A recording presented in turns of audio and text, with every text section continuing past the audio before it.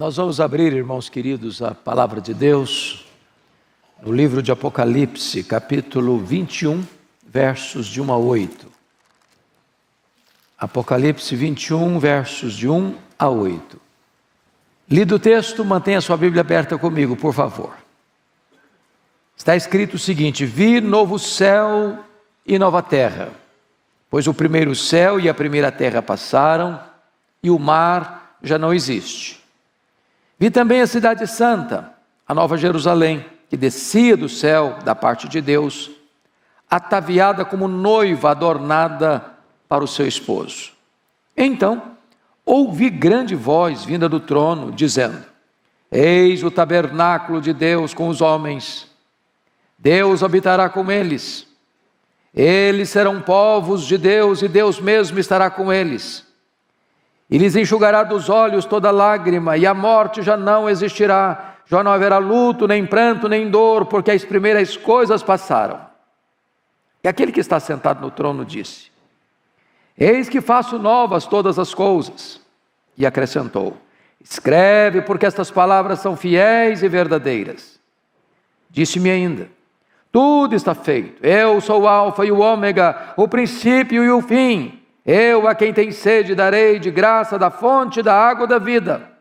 O vencedor herdará essas coisas, e eu lhe serei Deus, e ele me será filho. Quanto, porém, aos covardes, aos incrédulos, aos abomináveis, aos assassinos, aos impuros, aos feiticeiros, aos idólatras e a todos os mentirosos, a parte que lhes cabe será no lago que arde com fogo e enxofre, a saber, a segunda morte. Meus irmãos, esse texto está dentro do contexto do encerramento do juízo final, descrito no capítulo 20, versos 11 a 15. Portanto, a história já fechou as suas cortinas. O juízo final já aconteceu. Os inimigos do Cordeiro já foram lançados no lago do fogo. O anticristo, o falso profeta, o diabo, a morte e todos aqueles cujos nomes não estão inscritos no livro da vida. Acabou a história. Acabou o tempo. Agora abre-se as cortinas para a eternidade. Os condenados já estão sofrendo, atormentados pelos séculos dos séculos. Mas agora não é mais a preocupação de João descrever isso. Agora a atenção de João se volta para a igreja, para a noiva, para os que são glorificados, para retratar esta nova realidade que é eterna, os novos céus e a nova terra. Talvez você possa fazer uma pergunta: o que significa novo céu e nova terra? Quer dizer que esse céu vai desaparecer por completo, cessar de existir, e essa terra que você conhece e onde vivemos vai deixar de existir? Não. A palavra novo aqui não é neos, a palavra novo aqui é kainos. Não é um novo no sentido de que não existia antes e começa a existir agora. Então o que Deus vai fazer é restaurar, é purificar. Nas palavras do apóstolo Paulo, o pecado atingiu não só a raça humana, mas atingiu o universo. E a natureza está gemendo, aguardando a redenção dos filhos de Deus, porque Deus vai resgatar também o cosmos atingido pelo pecado. A descrição de Pedro na sua primeira carta é grandiosa. Quando os céus incendiados e abrasados derreterão, a terra e as obras que nela estão serão atingidas. E Deus então trará à luz novos céus e nova terra, onde habita justiça. haverá uma continuidade e uma descontinuidade, como por exemplo na nossa ressurreição. Nós teremos um corpo novo, que a Bíblia diz que é um corpo imortal, é um corpo incorruptível, é um corpo poderoso, é um corpo glorioso, é um corpo espiritual, é um corpo celestial, é um corpo semelhante à glória do Senhor Jesus Cristo. Mas não é um corpo novo à parte desse que temos. Ou seja, se nós estivermos morridos até Cristo voltar, não vai ser outra pessoa que vai ressuscitar, seremos nós mesmos. Vamos manter a nossa identidade. Morreu José, ressuscita o José. Morreu Antônio, ressuscita o Antônio. Morreu crente, ressuscita para a glória. Morreu ímpio, ressuscita para a condenação, para o juízo. Essa é a continuidade. A descontinuidade é que esse corpo que é fraco vai ser poderoso. Esse corpo que é corruptível vai ser glorioso. Esse corpo que é impotente vai tornar-se um corpo semelhante ao corpo da glória do Senhor Jesus Cristo. Da mesma maneira que Deus fará com o nosso corpo, tendo continuidade e descontinuidade, porque esse corpo nosso tem defeitos. Você briga com a balança, você briga com o espelho, todo dia. Tem gente que não gosta do nariz, tem outro que não gosta da boca, tem outro que não gosta do queixo, tem outro que não gosta dos olhos, tem outro que não gosta disso, tem outro que não gosta daquilo. Mas no corpo da ressurreição, nós não vamos brigar nem com a balança, nem com o espelho. Vamos ter um corpo perfeito. Não vai ter defeito físico, não vai ter mutilação, não vai ter fraqueza, não vai ter doença. Vamos ter um corpo semelhante ao corpo da glória do Senhor Jesus. Da mesma maneira Deus fará com os céus e a terra. Não é outro de nova edição, como se nunca tivesse existido. Deus vai fazer desse céu, dessa terra, novos céus e nova terra. Mas você olha, por exemplo, e há uma frase que precisa ser esclarecida: e o mar já não existe. O que significa isso? Que o mar já não existe. O mar vai cessar a sua existência? Deus vai eliminar o mar, tirá-lo do mapa? Algumas pessoas ficam intrigadas com isso, porque dizem: mas é o que eu mais gosto aqui, é o mar? É o que eu mais gosto de contemplar? É a beleza do mar. O mar é terapêutico. Eu morei muitos anos em Vitória, e o mar, quem mora na praia, via de regra não vai à praia, passa um ano sem ir, só olhar já está bom. Você se satisfaz em passar, olhar, é terapêutico. Então esse texto de o mar já não existe, não significa que o mar vai deixar de existir, não. Temos que olhar isso dentro do contexto. Lá em Isaías diz que o mar é como se fosse uma fonte de sujidade, de impureza, que solta de si lodo e lama. Então, a ideia de mar, a figura de mar, traz a ideia de que o mal, a sujeira, a impureza vai ser varrida, banida, jogada fora, espanada da nossa vida para sempre. Segundo, o mar, na linguagem bíblica, é de onde surge o anticristo. A besta que surge do mar é o anticristo. E na figura do anticristo está toda oposição ao reino de Deus, toda a malignidade do mundo, do pecado, do diabo, está dentro dessa figura.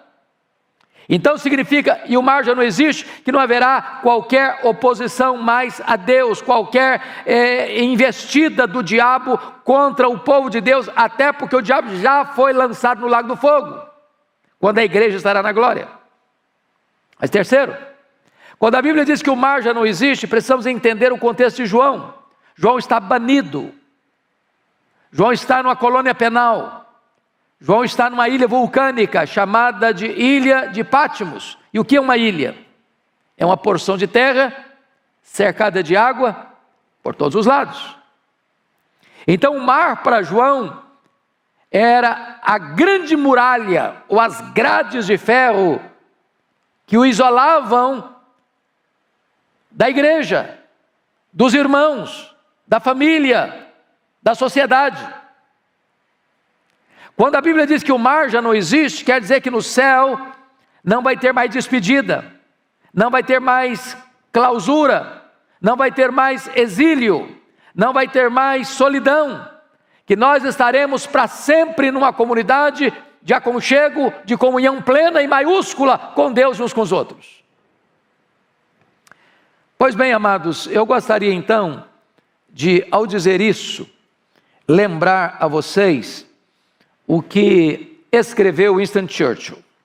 Porque este primeiro-ministro inglês, que tirou a Inglaterra da grande crise, do avanço do nazismo na Europa, impediu que a Inglaterra sucumbisse ao domínio de Adolf Hitler, embora não fosse um homem cristão, no sentido pleno da palavra, ele disse uma frase que me marcou muito. Ele disse o seguinte, aspas, a decadência moral da Inglaterra deve-se ao fato dos pregadores terem deixado de pregar na nossa geração sobre o céu e sobre o inferno. Você tem escutado muitos sermões hoje sobre o céu? Tem escutado muitos sermões sobre o inferno? As pessoas não querem saber disso. Elas estão tão apegadas à terra e elas estão tão enraizadas na terra que elas não querem nem ter sabor do céu e nem terem medo do inferno.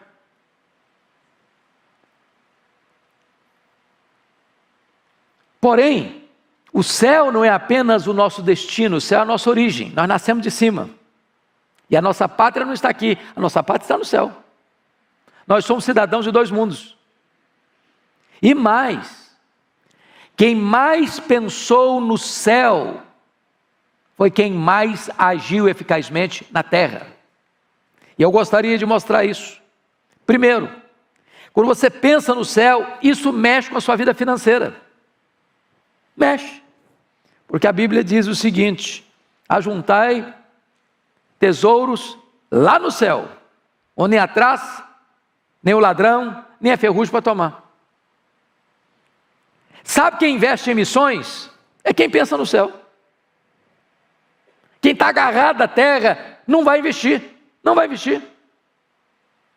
Segundo, quando você pensa no céu, isso mexe com o seu mundo de reflexão. Paulo diz assim, pensai nas coisas lá do alto.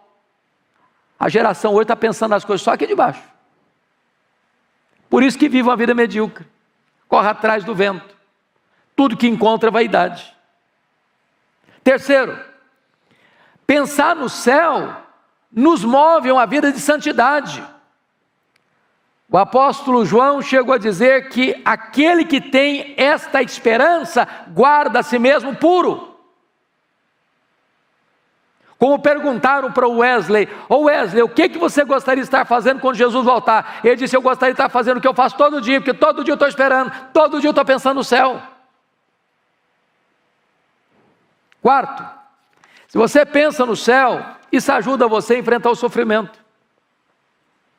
Por que as pessoas se desesperam? Por que as pessoas blasfemam? Por que as pessoas se insurgem contra Deus como a mulher de Ló? Porque a dimensão é só para baixo, só para aqui, só para agora. Paulo diz, a nossa leve e momentânea tribulação produzirá para nós eterno peso de glória, acima de toda comparação. E o sofrimento do tempo presente não é para comparar com as glórias por vir a serem reveladas em nós. Na verdade, pensar no céu nos livra do medo da morte. Paulo diz, para mim o viver é Cristo, e o morrer é lucro, porque morrer é partir para estar com Cristo, o que é incomparavelmente melhor. Bom, então, amados irmãos, é muito importante a igreja pensar no que é o céu. O que é o céu para você? Primeiro, o céu é o nosso lar. Você pensou nisso? Seu pai está lá? Seu irmão primogênito está lá? E a família de Deus estará lá, plena e completa. De Abel, foi o primeiro homem a partir deste mundo, até o último homem que estiver na terra quando Jesus voltar. Segundo, o céu é o paraíso. Essa palavra paraíso, na língua grega, ela traz a ideia de um jardim murado. Você lembra que Deus criou o homem e a mulher e colocou ambos num jardim, jardim do Éden. Esse jardim foi perdido. E a cena que você vai encontrar em Apocalipse 21 depois, é da recuperação do jardim. Esse é o paraíso. É o jardim de Deus. É claro que é uma linguagem simbólica. Mas na verdade, meus irmãos, o céu é tão sublime, mas tão sublime, que quando Paulo teve aquele êxtase e foi arrebatado até o terceiro céu, ele disse que ouviu. Ele nem ousou descrever o que viu. Porque o que você vê é mais gráfico, é mais sensível para nossos sentidos do que ouvir. Mas o que ele disse é que ele ouviu palavras inefáveis, indizíveis, indescritíveis, que nem é lícito a homem referir. O que é o céu? O céu para nós é a nossa pátria. Nós somos brasileiros, mas nós somos cidadãos do céu, está lá em Filipenses 3:20. A nossa pátria está no céu. Você tem dupla cidadania. Uma terrena, outra celestial. A daqui é passageira. Aqui você é peregrino, aqui você é forasteiro. Aqui você não tem casa permanente. Aqui sua riqueza não é permanente. Você não trouxe nada, não vai levar nada. Mas a sua herança está lá. E ela é imarcessível, ela é gloriosa, ela é eterna. Então, meus amados irmãos, eu gostaria que agora nós pudéssemos compreender o que é que esse texto está nos ensinando. E eu gostaria então que você pudesse olhar comigo o que é que não vai ter lá no céu. Então veja comigo aí no versículo 4. Ele os enxugará dos olhos toda lágrima, e a morte já não existirá. Já não haverá nem luto, nem pranto, nem dor, porque as primeiras coisas passaram.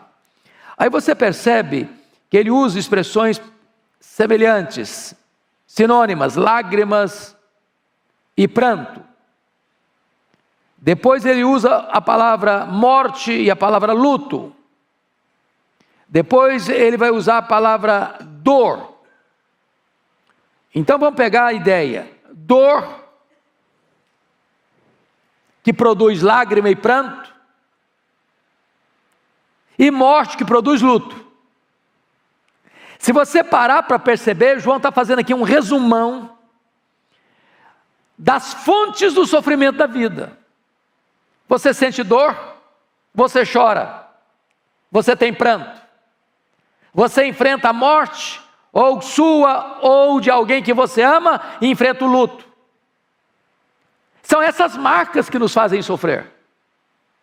O que João está querendo dizer com isso é que lá no céu acabou sofrimento, acabou gemido, acabou desespero, acabou angústia, acabou culpa, acabou, não tem mais. Porque aqui não tem como você se livrar do sofrimento, não tem. O problema do ser humano não é só social, não é só econômico, não.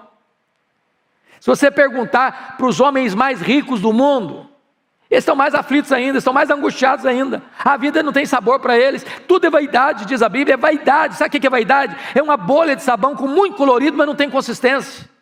O ouro não consegue preencher. É a mesma história de Fernão Dias Pais Leme, o Bandeirantes, que caçando esmeraldas, com a sacola cheia de pedras vermelhas, valiosíssimas. E ele então pega uma febre, que vai consumindo o seu corpo, que vai matando pouco a pouco, e ele termina a história dele com as mãos trêmulas, enterrando quase aquela sacola de pedras verdes no peito. O dólar não resolve, o euro não resolve, a riqueza não resolve, o sucesso não resolve, a realização profissional não resolve, nada disso satisfaz e nada disso blinda o homem do sofrimento. O sofrimento vai ser banido quando nós estivermos no céu. Aqui tem luta, aqui tem dor, aqui tem lágrima. Mas veja você, que lá no céu, diz a Bíblia, lá em capítulo 21, 27, que não vai entrar nada contaminado. E aí você vai ler comigo o que não vai ter lá também. Quem não vai estar lá? Olha aí o versículo 8, por favor. Quanto, porém, aos covardes, aos incrédulos, aos abomináveis, aos assassinos, aos impuros, aos feiticeiros, aos idólatras e a todos os mentirosos.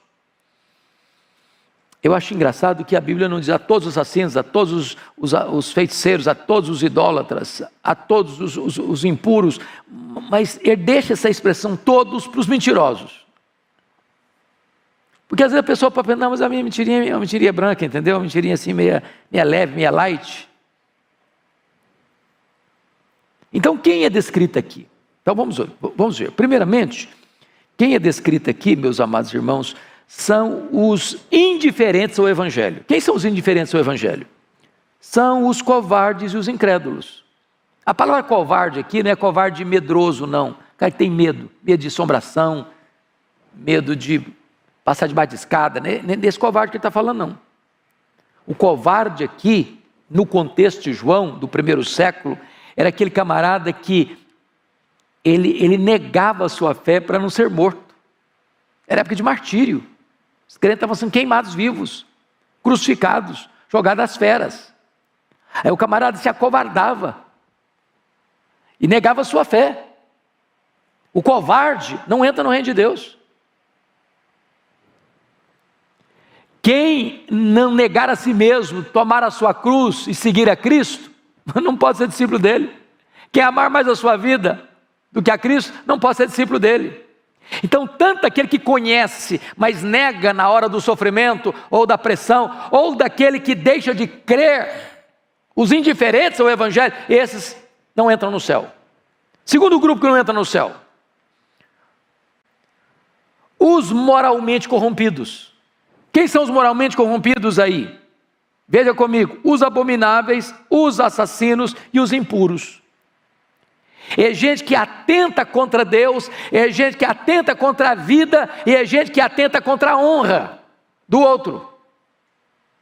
Esses não entram no reino de Deus, esses não entram no céu. Quem mais não entra no céu? Ficarão fora os espiritualmente corrompidos, ou seja, os feiticeiros e os idólatras. Esses não entram no reino de Deus, não entram no céu. Mas quem mais não entra no céu? Também ficarão fora os que têm uma língua corrompida, os mentirosos, todos os mentirosos.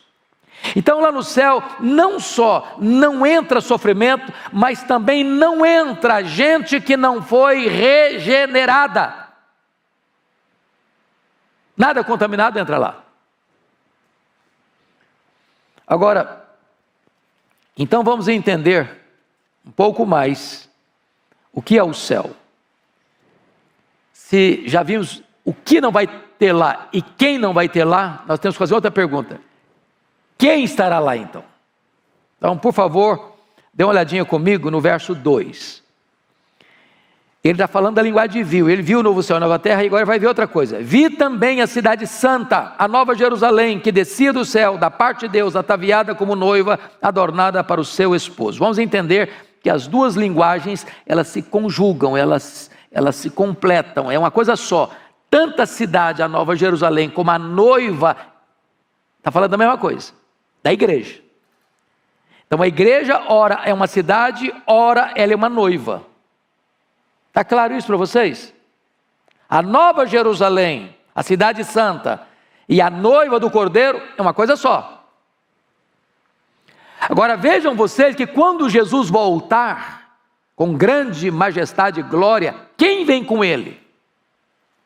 Qual o séquito que o acompanhará? Anjos e os remidos. Que remidos? Desde Abel. Quando um crente morre, a alma dele vai para o céu. Está reinando com Cristo, não está dormindo, não foi aniquilada, não está no purgatório, não está buscando reencarnação, não está inconsciente. Quando um crente morre, a alma dele, o espírito dele é aperfeiçoado e entra na glória, e passa a reinar com Cristo. Essas almas glorificadas, aguardando a ressurreição, descem com ele. É essa figura que ele está vindo. A nova Jerusalém descendo. a noiva adornada pelo seu esposo descendo. Então notem vocês, algo maravilhoso aqui, que essa noiva, conforme o versículo 2, ela foi adornada, ataviada para o seu esposo. Nós recebemos essas vestes brancas, que é a própria justiça de Cristo imputada a nós. Mas, amados irmãos, João vai mostrar ainda que o céu é maravilhoso, porque ele trata da completa e perene comunhão com Deus. Olha o versículo 3. Então ouvi, note que muda o verbo, ele estava vendo até agora, viu, agora não ouviu, agora ele ouviu. Então ouvi grande voz vindo do trono dizendo: eis o tabernáculo de Deus com os homens, Deus habitará com eles, eles serão povos de Deus, e Deus mesmo estará com eles. Então nota uma coisa aqui, Deus estabelece o seu tabernáculo, e esse tabernáculo agora não é um espaço físico, o próprio cosmos é o tabernáculo de Deus, porque você viu novo céu e nova terra, não tem mais agora a distinção entre céu e terra, tudo isso vai se tornar habitat do povo de Deus glorificado. Isso é sublime. Você vai habitar os novos céus e a nova terra. Deus vai estar para sempre com o seu povo. Para sempre. E aqui é algo que eu fico imaginando, que é glorioso. Pensa comigo o seguinte: quanto tempo um anjo gasta para vir do céu à terra?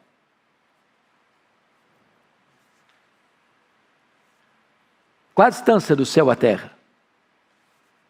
Os estudiosos dizem que o nosso universo tem mais de 93 bilhões de anos-luz de diâmetro. Onde fica o terceiro céu? O trono de Deus, onde os anjos assistem. Um estalar de dedos. Quando Pedro pegou aquela espada lá no Getsêmani, Jesus disse: olha Pedro, pode guardar essa espada, se eu precisasse desse tipo de ajuda, eu rogaria, o Pai me mandaria mais de 12 legiões de anjos, 72 mil anjos. Com que velocidade eles viriam? Estalar de dedos? Só para levantar essa questão na sua cabeça, Jesus voltou para o céu, fisicamente, com um corpo de glória, como você e eu teremos, quando Jesus voltar. Eu pergunto a vocês, com que velocidade Jesus voltou para o céu? Se ele tivesse voltado na velocidade da luz, 300 mil quilômetros por segundo, depois de 2000 anos, ele estaria logo ali na esquina ainda. O que eu quero levar vocês a pensar comigo? É que agora você e eu estamos debaixo de leis da física, tempo, de espaço, de velocidade. Mas no corpo de glória, nós teremos um corpo semelhante ao corpo da glória do Senhor Jesus, que não estará mais sujeito às mesmas leis. É por isso que Jesus entrava numa casa com a porta fechada. É por isso que Jesus saía de Jerusalém e aparecia lá na Galileia, mais de 100 quilômetros, sem percorrer o trecho. É por isso que você e eu vamos habitar nos novos céus da nova terra, lá e cá, cá e lá, porque todo o cosmos foi restaurado, novos céus e nova terra, e a igreja desce, e o tabernáculo de Deus é estabelecido, e Deus habitará para sempre com o seu povo. Você já imaginou a beleza disso, a riqueza disso, o que Deus preparou para você? Como aparece às vezes na traseira do caminhão lá: eu não sou dono do mundo, mas sou filho do dono, e herdeiro do dono, e co-herdeiro com o filho mais velho do dono, do primogênito do dono. Para terminar, sabe por que o céu é tão fantástico, irmãos? Porque você e eu não pagamos nada por ele. Olha aí comigo o versículo 6 e 7, para fechar.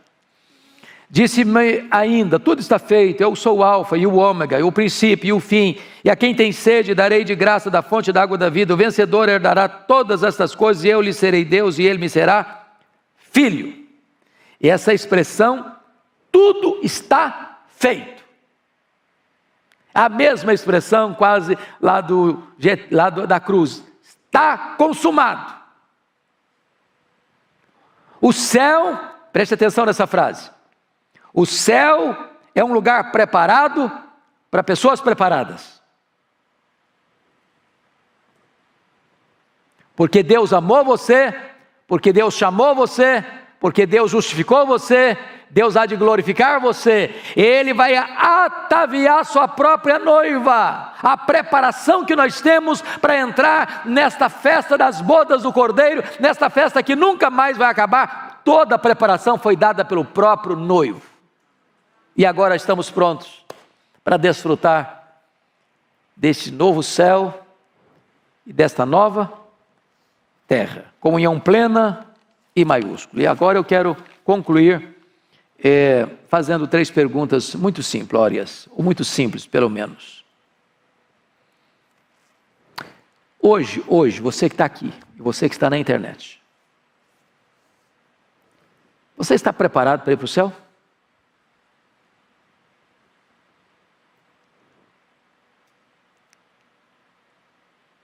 Você já está com vestes próprias para ir para o céu? Vestes brancas, vestes alvas, lavadas no sangue do Cordeiro, vestes de justiça? Você já de fato se rendeu a Cristo? Porque você não vai entrar no céu de carona. Você não vai entrar porque seu pai vai, sua mãe vai. Não entra desse jeito lá. A porta é estreita, só entra um por vez. A porta é Jesus. Então, se você hoje entrou aqui e ainda não estava plenamente consciente da necessidade de você se render a Cristo, agora é o momento. Segunda coisa. Você hoje quer ter essa certeza?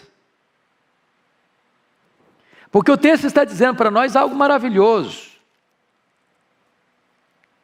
Veja você. No verso 6, eu a quem tem sede darei de graça da fonte da água da vida. Isso é um apelo que o próprio Deus está fazendo para você. Se você quiser, é hoje e é de graça.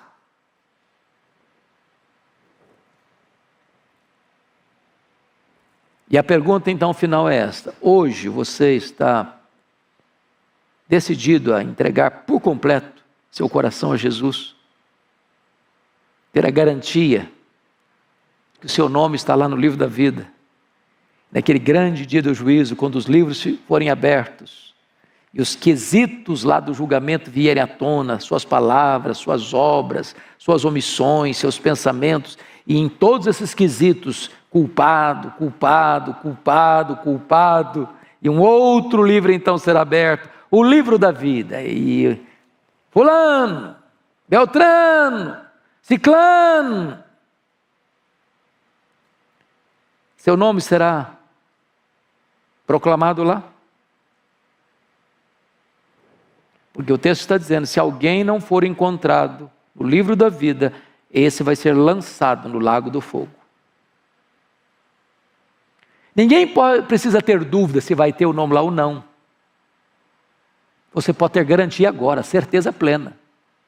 E a única garantia e certeza é você, Senhor, eu me rendo ao Senhor Jesus.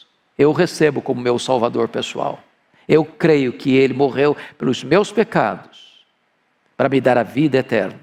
E eu creio em Jesus. Ele é o meu Salvador, Ele é o meu Senhor. E Ele está garantindo a você, se você crê, você tem a vida eterna. Vamos ficar em pé? Vamos orar.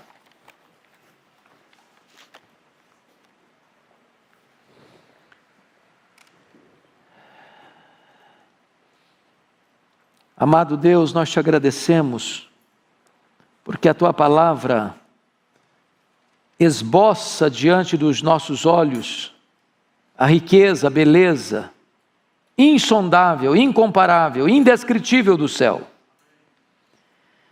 E o céu não é uma utopia, não é uma ilusão, não é uma fantasia, é uma realidade, é um lugar, é um estado de felicidade plena. Aqui os nossos dias são tão rápidos, O percurso entre o berço e a sepultura é tão rápido. Aqui tem lágrima, aqui tem dor, aqui tem luto, aqui tem morte. Mas nós caminhamos para a nossa pátria permanente, onde tu enxugarás dos nossos olhos toda lágrima. Não haverá pranto, nem dor, nem luto, porque as primeiras coisas já terão passado. Glória ao teu nome, porque o céu é um lugar preparado para pessoas que foram preparadas por tua graça. E aqui estamos nós, Deus, gratos a Ti, porque temos o céu, não só como nosso destino, mas como a nossa origem, porque nascemos de cima. Então, Deus, tira os nossos olhos das tensões, das angústias, das preocupações desta vida, para pensarmos nas coisas lá do alto, para buscarmos as coisas lá do alto, para juntarmos tesouros lá no alto, para vivermos com o nosso coração lá no alto, para sermos eficazes enquanto vivemos aqui na terra. Abençoa a tua igreja, fortalece a tua igreja, anima a tua igreja, consola a tua igreja. E se nesta noite alguém, meu Deus, ainda não tinha tomado esta grande decisão, que seja esta noite da salvação, a noite em que os céus celebrem a festa do pecador que se arrependerá e se renderá aos pés do Salvador. Louvado seja o teu nome, em nome de Jesus, amém.